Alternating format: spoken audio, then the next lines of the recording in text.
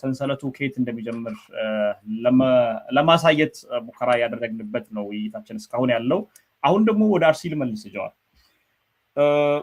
ከአንድ ወሳኝ ነገር ልጀምርልህ። ወለጋ ላይ ሰዎች በሚገደሉበት ጊዜ አማራዎች ተገደሉ ወይ ኦሮሞዎች ተገደሉ ነበር የሚባል የነበረው። አሁን አርሲ ላይ ሙስሊሙም ይሞታል፣ ክርስቲያኑም ይሞታል፣ ጥቃቶች በየቦታው ይደርሳሉ።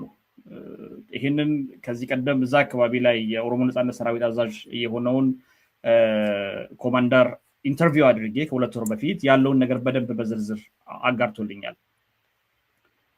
አማራ ሲሞት ወለጋ ላይ አማራ ነው የሞተው ነው የሚባለው፣ አርሲ ላይ ደግሞ ኦርቶዶክስ ነው እየተባለ ያለው ምንድነው? ከዚህ ጀርባ ከዚህ ፍሬሚንጉ ምንድነው? ምን ብለህ ነው የምትተነትነው? ከዛ እንነሳ እስኪ። ጊዜውና የፖለቲካ ዋጋው ናሬቲቭ ወይም ደግሞ ትርክት ጊዜ አለው። ከ2019 እስከ 2022 አማራው እንዲነሳ የተፈለገው፣ አማራው መንግስት ደግፎ ትግራይን እንዲፈጥጥ ኦሮሚያ ላይም እንዲቋቋምላችሁ የተፈለገው። ስለዚህ ያኔ አብዛኛው ወለጋ ላይ የተገደሉት አብዛኞቹ ከወሎ የመጡ ሙስሊሞች ናቸው። አንድም ቀን ሙስሊም ተገደለ አልተባለም። ሙስሊም ተገደለ ቢባል ምንም ዋጋ የለውም። ያን አይደለም፣ ፖለቲካ ዋጋ የለውም ለመንግስት። ስለዚህ አማራ ሆነ። አሁን ደግሞ ኦሮሚያ ላይ የተፈለገው ምንድነው? ሰፋ ሊያደርጉት ፈለጉት። ዛሬ አልተጀመረም። ወደ ኋላ ልመልስልህ። እኛ እንደታሰርን አካባቢ በካጫሉ ግድያ ተከትሎ ኦሮሚያ ላይ ብዙ ተቃውሞ፣ ብዙ ቀውስ ነበር አይደል? አንድ ቡድን፣ አንተ በምታውቀው ቡድን ጥናት ያካሂዳል። ጥናት ያካሂድና አርሲና ባሌና ሀረርጌ ላይ በቱለማ ኦሮሞ ላይ ጄኖሳይድ ተፈጸመ የሚል ትርክት ይዘው ይመጣሉ። ስም መጥቀስ አልፈለኩ እንጂ ኖርማሊ ሰዎች ጋር ክብር ሊኖራቸው የሚችሉ ልጆች ይሄን ሰርተው በነደመላሽ ትዕዛዝ ያቀርባሉ። ፈረንጆች ምናምን ለማቅረብ ነበር ሀሳቡ። ግን በመንግስት ውስጥ ያሉ የቱለማ ልጆች፣ የአርሲና ባሌ ሀረርጌ የነበሩ ቱለማ ልጆች ይሄ ከፍተኛ አደገኛ ትርክት ነው፣ አመት ከሆነ በአጠቃላይ የኦሮሚያ ዞኖች የተነሳው ሰው ከሆነ ሁሉም ነው ያለቀው፣ እንዴት ይሄ ይሆናል በሚል እንትን ነው ነገሩ እንትን እንደሆነ ነው። መጽሐፌ ግርጌ ላይ አንድ የጻፍኳት ነገር አለች። ካቢ ከራሱ የሰማሁት አንዴ ያኔ እኔን ሊገሉ ይሞክረው በጥብጥ አልተካሄደም። ሽመልስ ቢሮ ያው ጠራኝና ተገናኝተን ተወያየና ቁጭ ብዬ ነው ቁጥሮቹን የ86ቱን የያዘውና ትዝ ካለህ በመግለጫው ላይ ኦሮሞ ይሄን ያክል፣ አማራ ይሄን ያክል፣ ኦርቶዶክስ ይሄን ያክል፣ ሙስሊም ይሄን ያክል እያለ አነበበው። ይሄ ለምን አስፈለገ አልኩት። ባወዝኒ ያ ያደገ መጣ። አርሲ ባሌ ሀረርጌ ላይ የሃይማኖት ጌም ከተጫወት ያወጣል። ያኔ ወለጋ መምታት ተፈልጓል።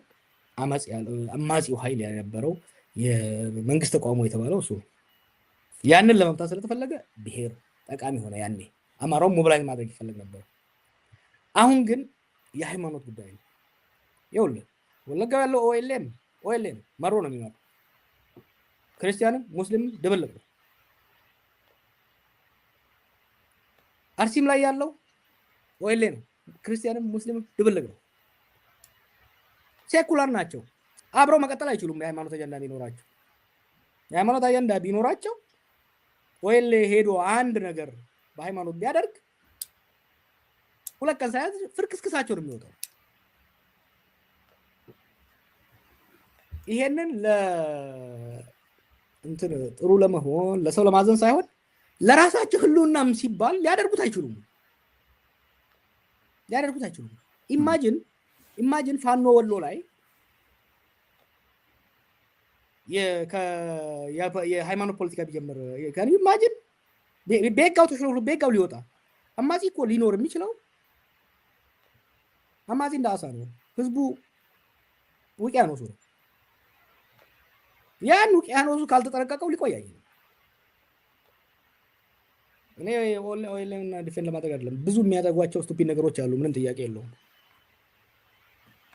ግን ይሄ አርሲ ላይ ያደረጓት ነገር ስለተፈለገች ነው፣ ዲዛይን ተደርጎ። አሁን ብቻ አይደለም እኮ ባለፉት 2 ዓመታት ወለጋ ላይ ግድያ እንደቆመ ቀጥታ ወደ አርሲ ነው ይወሩ። ወለጋ ላይ ሰው ሲያስጨርስ የነበረው ኮማንደር ሻሎ pay attention to this። ወለጋ ላይ ይሄን ሲያስፈጽም የነበረው የወለጋ የምስራቅ ወለጋ ኮማንደር አርሲ መጣ። ያንተን ሰፈር ደግሞ ሰውዬ ደግሞ ልንገር፣ ይሄን ሲሰራ መቼም ያው ለቤተሰብ ትፈራለህ እንጂ የሊሙና ቢልቢሎ ሰዎች ታውቁታላችሁ። ስንታየው ጥርሱን የነቀለው ሃይማኖት ከሃይማኖት በማጋጨት ነው። ቱለማን ከአርሲ፣ ቱለማን ከአማራ፣ አማራን ከአርሲ ሃይማኖት ሲያጋጭ እዛች አክቹአሊ የቀበሌ ስሟን ራሱ ይያታል።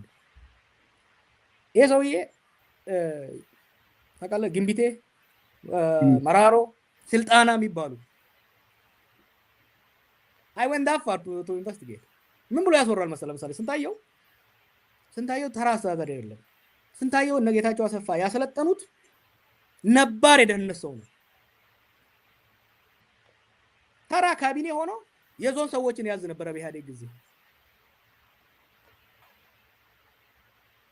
አሁን ሰሞኑን ምን ብሎ ያስወራል? አንዴ ኤክስፖዝ አድርኩ ባይ ዘ ወይ አሁን ከዚህኛው ሃይማኖታዊ ጉዳይ ሳይሆን ከ120 ማፊያ ጋር ኤክስፖዝ አደርገው እኔን እኮ ጀዋር የሚጠምደኝ ኦሮሞቹ ጋር ሲመጣ እኔ እኮ ሰላሌ ስለሆንኩ ቱለማ ስለሆንኩ ነው ይላል። አማሮች ጋር ሄድና አማራ ስለሆንኩ ነው ይላል። ይሄ ሰውዬ አማራም ሰላሌም አይደለም፣ አርሲ ነው። ይሄ ሰው ተወላጅ ሰይጣን ነው። በቃ ምንም ሃይማኖቱ አይደለም፣ ብሔሩ አይደለም፣ ስራው ተፈጥሮም እንደዛው ነው። ዛኑ ልኮ የወጣለት ሰይጣን ነው፣ ሰዎችን በማጋጨት ሻሸም ምዕራብ አርሲ ላይ ሰዎችን ሲያስጨርስ ከርሞ በእጁ ገሏል። በአንድ መምህር በእጁ በቀጠራራ ፀሐይ ነው ሻሸመኔ ላይ ገደለው። የኮሚሽነር ሻሎ ገለታና የስንታየው ጥምር አስቦበት የሰራ ስራ ነው። አስቦበት፣ ምክንያቱም የተካኑ ናቸው። በወያኔ ጊዜም ይሄንኑ ነበር ሲሰሩ ነበር። ያንን ልምድ አመጡና በብዙ ጥፍ አባስተውት አርሲን ይሄ እንግዲህ አሁን የደህንነት ኦፕሬሽኑ ነው። የፖለቲካ ኦፕሬሽኑ ደግሞ ተቋሚም የሚመስሉ ለህዝብ ተቆርቋሪ የሚመስሉ መዓት ተከፋይ ሚዲያዎች አሉ። እኔ ሰዎችን ቻሌንጅ አደርጋለሁ። ሁሌም የሆነ ግድያ ሲካሄድ ቀድሞ የሚለጥፉትን ሰዎች ይዋቸው። ያሰኮውን አሁን ምን አደረጉ መሰለ? ከ3 ሳምንት በፊት ከታች ከቆለማው ከሸነንኮሉና ከምዕራብ ሐረርጌ የሚመጡ የከብት ነጋዴዎችን እንግዲህ ደጋ ወደዚህ ወደ ደጋው መጥተው ወደ አሰኮ መጥተው ከብት ይገዛሉ። ከብት ሊገዙ የመጡን ሰዎች በጣም አሰቃቂ በሆነ መልኩ ይገሏቸውና መጀመሪያ የሚለጥፉት ፓርቲ ብሏይ ናቸው። አማራ ኦሮሞን ጨፈጨፈ፣ ፋኖ ሰው ጨፈጨፈ። ፋኖ እንዴት ሊያደርግ እዛ ጋር ደረሰ? ምንድነው ያደረጉት መሰለ? እዛም እዚህ ወደ እናንተ አካባቢ ወዳለው አካባቢ ምንድነው ያደረጉት? መጀመሪያ በእነዚህ በሰለጠኗቸው ሰዎች አማራውን ይገላሉ። ከዛ ራስን ተከላከል ብለው ያደራጁትና ያስታጥቁታል። ይሄው አማራ ታጥቋል። አንድ ቪዲዮ አለ የአብይ ረስተነው ነው። መሳሪያ በየቤተክርስቲያን ውስጥ ቤተክርስቲያን ውስጥ መሳሪያ ያገኘን ቤተክርስቲያን መሳሪያ ተከምሮ ማሰልጠኛ ሆኖ እያለ የሚናገረው አለ። I hope you can find that video. It's fascinating. እናም አሁን እዚህ አሰኮ አካባቢም ጉና እስከ ቦምሳ የተደረገው ነገር ምንድነው? ራሳቸው የአማራ ገበሬን አስታጥቀው መጀመሪያ ያስገድሉታል።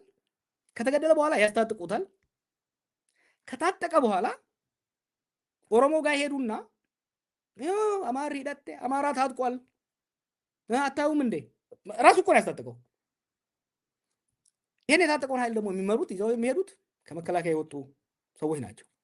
አንዱን በማስረጃ ሲዬ አጋልጫቸው እርምጃ ወሰዱበትን ምናልባት ብዙ ጊዜ በኦሮምኛ ስለጻፍኩት ሰው እንዲረዳ ልስጥ። የአቦምሳ ይሆነው አቦምሳ እንግዲህ ካሶ ቀጥሎ ያለው ወረዳ ነው። አለሙስም የሚወክለው ወረዳ ነው። የአማራ ማህበረሰብ አለ። 3 ማህበረሰብ ነው ያለው። የአማራ ማህበረሰብ አለ፣ የቱለማ ኦሮሞ ማህበረሰብ አለ፣ የአርሲ ማህበረሰብ አለ። እዛ አካባቢ ላይ መጀመሪያ አማራን ያስገድላሉ። ከዛ ፋኖ መጣ ተባለና የሙስሊም ቤቶች መቃጠል፣ ሰዎች መገደል፣ ቴረር ተለቀቀ። ካስታወስከው ቴረር በቃ። ከዛ ስንመረምር ይሄ ፋኖን የሚባለውን ኃይል ማን ነው የሚመራው? ሻንቆ ይባላል ልጁ። ሻንቆ የሚባል ልጅ ነው። ይሄ ሰውዬ አይደለም ፋኖ ሊሆን፣ አንደኛ የመከላከያ ሻለቃ የነበረ ልጅ ነው። ሁለተኛ ኦሮሞ ነው። በየት ጋር ነው ፋኖ ሊደርስ ይቻለው? በየጻፍኩት ፌስቡክ ላይ 2 ቀን አላደረም። ጠሩትና ቪዲዮ አለ። ጠሩትና ቤት ውስጥ አብረውት እየጠጡ ግንባሩን ብሎ ገደሉት። ሚስጥር እንዳያወጣ ማለት ነው። ያሰቆኑም እየመረመር ነው እነማን እንደሆኑ ይሄን የሚያደርጉት። ዋናው ቁም ነገር ምንድነው?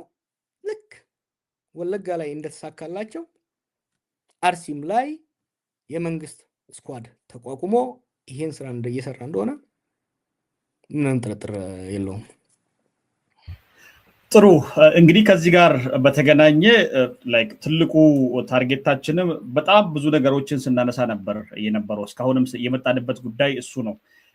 አርሲ ላይ በርካታ ሰዎች እየተያዙ ነው የሚገኙት። ሰሞኑን ከተፈጸሙ ጥቃት ጋር ተያይዞ እነዚህ የታሰሩ ሰዎች የመንግስት ከፍተኛ የወረዳው አስተዳዳሪዎች፣ የወረዳው ደህንነት ኃላፊዎች፣ የወረዳው ፖሊስ አዛዦች እነዚህን እያጠቃለሉ ናቸው።